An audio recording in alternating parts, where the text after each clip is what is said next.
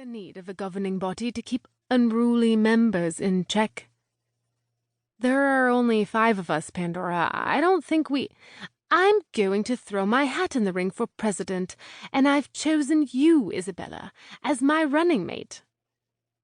So, this little tête-à-tête is about book club? No, an issue has arisen that's far more urgent.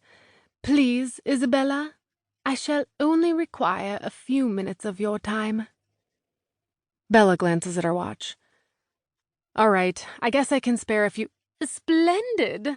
I put the kettle on before I came up. Shall we? Bella sighs and climbs out of the tub. I guess we shall. Pandora leads the way down the grand polished staircase to the kitchen, as though she's still the lady of the house, commenting on the clutter along the way.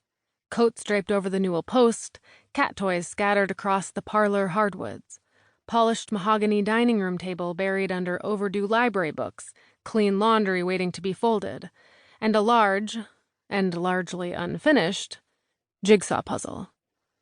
What were you thinking, Isabella, opening all these windows in the dead of winter?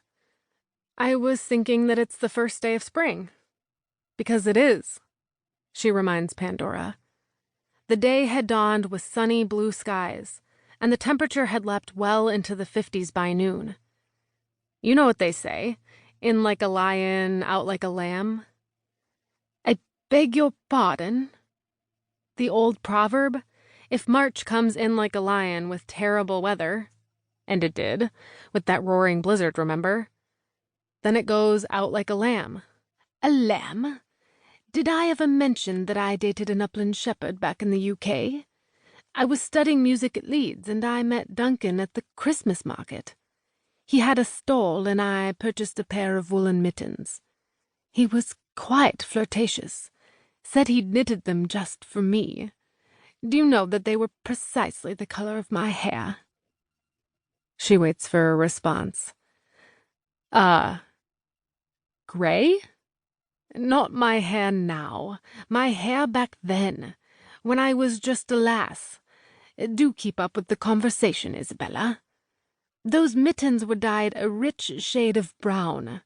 I kept them and treasured them long after Duncan broke my heart. Oh, he was quite the strapping bloke. I often wonder about the path not taken, where he is now, whether he's forgotten me after all these years. I doubt it. You're pretty unforgettable, Pandora. Anyway, March is going out like a lamb. I'm feeling really optimistic about the weather. And other things, she thinks, glancing at the jigsaw puzzle and remembering Saturday night. One must never be optimistic about springtime, Isabella.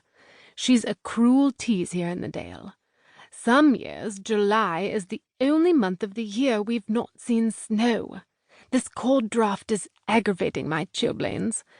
Please do close the windows. Pandora sails on toward the kitchen, pausing to adjust the vintage thermostat dial.